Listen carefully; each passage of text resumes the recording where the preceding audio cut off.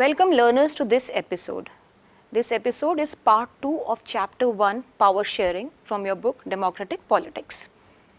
Now in the previous episode we have discussed about democracy, governance, what is politics, what are political systems or political institutions. While discussing political systems or political institutions, we also discussed about the forms of governance or governments.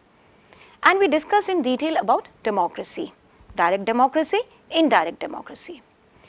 Now democracies are based on some values which are related to doing justice to equality, the principle of equality, that in diverse communities, in diverse societies, everybody gets an equal right and representation in the process of governance. And that is why democracy, which is also understood popularly as government by the people, for the people and of the people, you may call it whatever way, is something which is called as representative. That is, people are forming their own government, people are ruling themselves and people have consent to rule upon other people. Now we will discuss about power sharing in greater detail. What do we understand by sharing of power? Power is something, or power is a concept which is used in everyday life in terms of either domination, that is, I force myself upon somebody. Say for instance, you have seen in the family, sometimes you complain to your parents that my elder brother or sister is asking me to do something forcefully. That is, the person is trying to dominate you. Or somebody may request you, that is, please do this for me. Think about these two situations. Which situation is more desirable? If somebody tries to dominate you, you will resist. But if somebody requests you, asks for your consent or does anything with your agreement, you are more comfortable with it. You will understand it easily, you will do it in a harmonious situation. If power comes to you, which is the capacity of an individual to impose his will upon the other, this is how we define the concept of power, sometimes this power may be misused. That is why we resist or we do not want power or the capacity to dominate others to get concentrated in the hands of few people, just like in authoritarian regimes, in totalitarian regimes or in dictatorships, or even in the case of monarchy in history. That is why democracies are desirable, because they give everybody power, that is, equal sharing of power. Now let us discuss some of the central features of democracy and the entire package called as democracy, and discuss some of its features.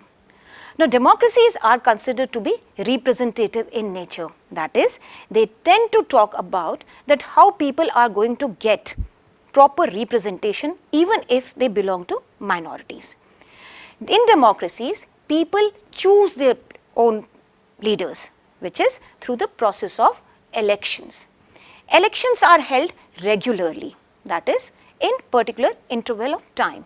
In some cases 4 years, in some cases 5 years, in some cases even 6 years. Then within democracies or within governments, there are different organs, that is, there is separation of organs and then distribution of power within these organs. In democracies, those who contest elections, they are organized into something which is called as political parties. In this entire book, we are going to discuss all these aspects of democracy one by one in every chapter. In this particular chapter, you will discuss about power sharing and why do we need to do power sharing. Point number 1 is that we tend to share power in order to reduce conflict in society. Number 2, power sharing tends to justify the principle of equality. This is called as prudential versus the moral stand. Prudential is something where we are thinking, calculating something about future. If in case I do not give power to people in my society or people who are in minority, what will happen in future? For a while these people will sit silently or quietly, they will not resist. But over a period of time, comparing themselves with other groups, these people might think, oh, we are deprived. We have not been given equal power, equal representation or our proper rights. They might feel stressed, they might resist, and over a period of time they can also protest. When they protest, this will lead to conflict in society. So this is called as prudential thinking. That is, you are calculating for future and trying to avoid that future conflict situation. So you are distributing power. The other is the moral standpoint. That is, because democracies talk about equality, they talk of individualism, they talk of liberty, they are based on the principle of equality and justice. That is why you share power. You will discuss and read more about these two concepts in this chapter. Now, we can understand these two concepts by taking two examples which are also discussed in the book. One is from Sri Lanka and another one is from Belgium. Now, what is interesting about these two cases? Let's talk about Belgium first. Belgium is a country located in Europe. Now, Belgium has equal representation of people, or you may say Belgium is diverse, linguistically diverse. There are Dutch speaking people, German speaking people, French speaking people and Flemish. Now, these people have different percentages in the total population. Now, imagine a situation which we have discussed so far. If in case one set of people do not get equal representation into power or in governance system, what will happen? They will feel deprived. They might contest. So, Belgium developed a model which is called as a model of accommodation, which means including everybody in the process of governance equally. That is, every constituent element of the society or population has been given equal representation into the political machinery, either at the center or at the state level or the provincial level. This is called as accommodation. All societies are culturally diverse. Belgium is also culturally diverse, so you can call it as multicultural. And in order to avoid thinking prudently, they have distributed power or shared power equally among people. How have they shared? They have shared through giving proper representation to people belonging to different communities. The other example is Sri Lanka, the country which is located in south of India, an island nation in the Indian Ocean. Now, Sri Lanka is a typical case. You must have heard of some of the news items related to Sri Lanka, but try to make sense of the whole situation now. After gaining independence in 1948, Sri Lanka was dominated by the Sinhalese, that is the majority group. And there were Tamils also, those who constituted around 15 to 17% of population. The Tamils were primarily Hindus and Muslims, some of them Christians, and the Sinhalese were Buddhist. They constituted majority of the population. Now, this almost 85% and 15% differentiation divided the society into two groups, the majority on one hand and the minority on other hand. It generated a kind of feeling of majoritarianism. That is, those who are in the majority tend to have their choices or will imposed upon rest of the society. So, what happened after independence? The successive acts which were passed in Sri Lanka, they were favoring the majority, the Sinhalese, and they made Sinhalese as the official language.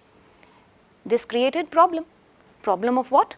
Problem of deprivation, thinking of deprivation among the minority people, those who were speaking the other language. So, what happened in the process? The government jobs, the plum positions and all other things, they went to Sinhalese population, those who were well versed with Sinhalese or those who belong to majority. This created restlessness or disorder among people. That is why we are being deprived of our rights. And slowly and slowly, the conflict started between the majority and the minority. And the minority started resisting. And it led to a civil war. Sri Lanka was a very peaceful country, but because of this civil war, which started with this idea of deprivation of the minority, because of certain domination by the majority, this led to a civil war which continued for almost 2 decades. So, what are these two examples showing us? These two examples are demonstrating two different forms of governance.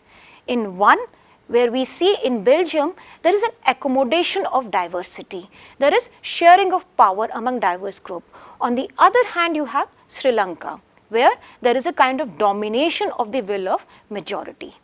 And this is why you have to choose that which kind of system do you think is appropriate for governing your society. Look at India. We are a very functioning, vibrant democracy.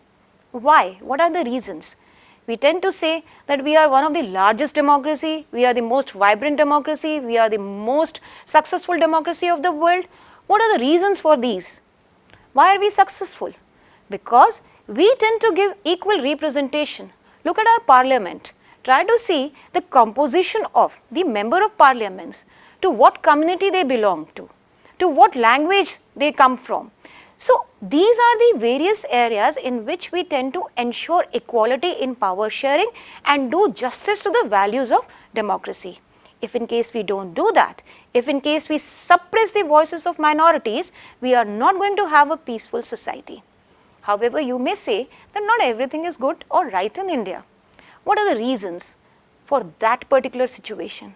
What are the problems that we are facing? Sometimes you must have come across certain news items that particular community of people, say sometimes farmers, sometimes trade unions, sometimes industrial workers, they tend to come and pose a kind of dharna in front of parliament, sometimes in front of Jantar Mantar, the places in Delhi, or sometimes in their own state capitals. What are they contesting for? They are contesting for their rights, they are contesting for equality, they are contesting for representation. That is, if in case they come and sit in the office where decisions are taken, their community would also get benefit. Now, this is one aspect of power sharing. Now, power is shared in some other dimensions or in other ways also. One is horizontal separation of organs of political institutions, and then they have power. In India, power is shared between different organs of government, which is legislative, executive and judiciary. You will come across the understanding of these three components of governance system in greater detail, but let us understand them here. Through election, we tend to elect people, those who come and sit in the parliament at the central or the national level and legislative assemblies at the state level. So, you have member of parliaments at the central level and MLAs, members of legislative assembly at the state level. They are the legislators, they make rules, they make policies, they govern us, they are the people those who are making the laws. Then you have executive, the organ of governance system which executes, or administrators, those who actually implement these laws or these policies upon people, that is functioning in everyday life. And then you have judiciary, that if in case there is a problem or a conflict which emerges either from legislation or through execution, then it is taken care of by judiciary, that is your court system, where you have district courts, you have session courts, you have high courts in every state, and then above all a supreme court that is located in the capital of India, New Delhi. Now, this is separation of power or sharing of power between different organs, and this sharing of power creates checks and balance, that is, no particular organ has absolute power. If in case they decide something, it can be challenged by the other two organs. So, this is a way to keep a check and balance, where the power does not get concentrated in the hands of either few people or just one organ of the entire governance system. Then the other way of sharing of power is called as the federal system, in which you have separation of power between the center and the state. We will talk about federalism in the second chapter in greater detail, but at this point of time understand that if India is seen as a union, then the central government has certain powers, and then these powers are shared between central government and the state government. So, what are the areas in which central government has power to decide about, and what are the areas in which the state governments are the authority they decide about? So, this is the separation of power, and this is called as the federal system, where division of power or sharing of power is happening between the center and the state. Then sometimes power is also shared with other communities such as pressure groups, social interest groups, or non-governmental organization, or certain organizations which are actively taking up the social causes, and this is called as community governance. Power sharing in India is also seen at the panchayat level, that is the grassroots involvement of people into the process of governance. And then sometimes those who share power, that is different parties, those which get elected to form a government can also come together, and this could be called as a coalition government.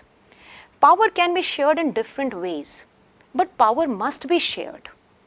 I would say that if in case power is too much concentrated in the hands of one institution, one individual or one group of people, then it is disastrous, because these people might start dominating others and exercising their own choice.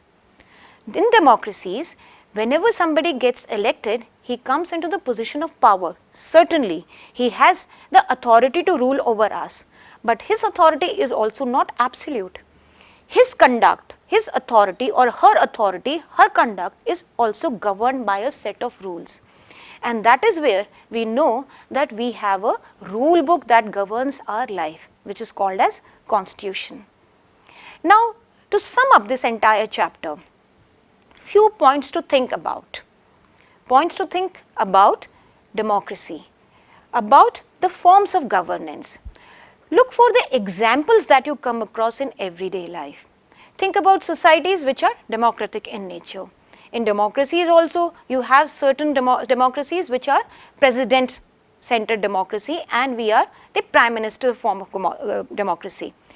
In some democracies, you have different kinds of, either accommodation or domination of the majority groups. Some are not democracies, some are seemingly democracies, but then ruled by certain other state or non-state actors. Certain plutocracies where the rich people tend to have more influence over governments rather than the common people. In some, you have autocracies, dictators, totalitarian regimes or authoritarian regimes, where one individual or certain set of people, they tend to determine the fate of people. We need to be governed because the societies are big, the populations are huge.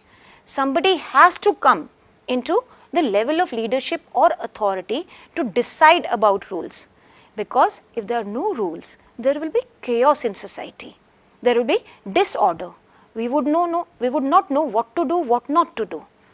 The system or the constitutions, the rule books, the law, the legal systems, they define how to govern our everyday life. And these things are together forming the gamut of politics or political systems, or these are political institutions. Politics, decision making, power concentration, sharing of power, all these things are happening in everyday life, in all aspects of life. It is only we as a political scientist, we need to understand the differences, the ways in which these things are functioning, these things are organized. Remember, in social sciences, we talk about structures and functionings. For example, your family is a structure and it functions in a particular way. Similarly, economy is a structure, it functions in a particular fashion. Similarly, political institutions have a structure, like the federal structure, quasi-federal structure, or you may say state-centric or sometimes diffused or participatory in nature, whatever. The structures have a particular functioning, and together these structure and functionings, they constitute systems, and these systems, they tend to influence our lives. In this particular chapter of power sharing, we have discussed about two types of cases in which power sharing led to peaceful, ordered kind of stability in society, and the other one is where the majority imposed its domination. Both are fine in their own respect. However, which one is desirable is something that you have to decide. Then we also discussed about that why power need to be shared and which are the constituent elements within which we can share power between different organs, horizontal or vertical, or between communities, or between smaller groups and parties. Political science is an interesting subject. Learn more. Watch more of news items which are related to politics. Read more about things wherever you catch this word democracy, power sharing, dictatorship, or anything which is related to the concepts that we have learned in this chapter. Together in these two episodes, we have set the tone for understanding the other processes of elections, parties, political parties, representation, diversity. We will take up all the topics one by one in different episodes which are there in this book, which are all related to democracy, its structure and functioning. In the meantime, Try to read more about these topics and explore more. Talk to your teachers, talk to your elders, talk to your parents and friends. Explore more about democracy, its structure and its functioning. Enjoy watching these videos. Thank you very much.